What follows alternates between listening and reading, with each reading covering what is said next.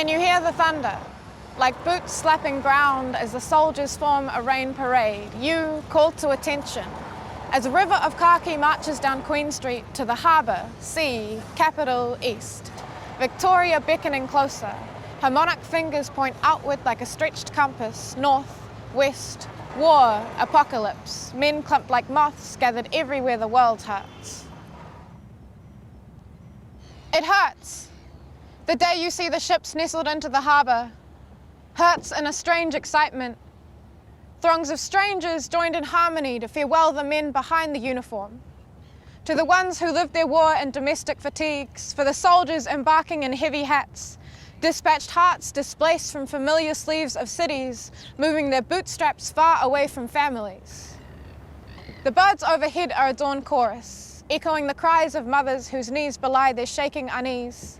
The cold air that forms when their breath passes smokes muttered prayers to the sky, tailing wishes for their son's safe returns, for health instead of disease, for ash to grow flowers, hands knitting worries into clothes for the winter. I'd hope for my dead to be buried in their sleep, at home.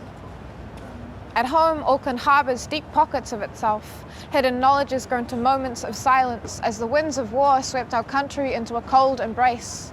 Isn't it a romantic image? How the poppies grow red flags like petals to honour spilled corpses. When I talk of a lover left behind, do I honour your footsteps? As if I'm not just talking about blood boiled like a kettle, as we talk of war in past images, as if it doesn't affect us now. Couldn't.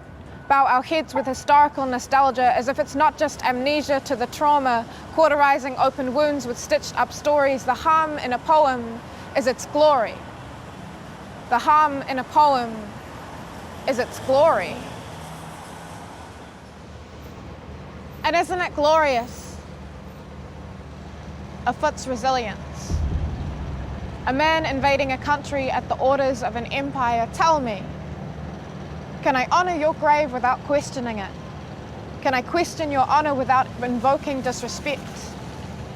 Lest we forget, as if we don't try to, block out the unsettled pasts, display our veterans like badges of victory, as if the ones who return are better off than the ones that didn't know help post-war.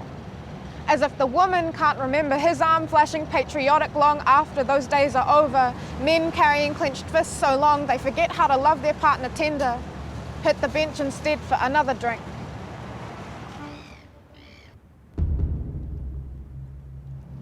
We always talk of the right death, but left behind in a peace-kept corner of this century, I can't imagine preparing for an equality of suffering.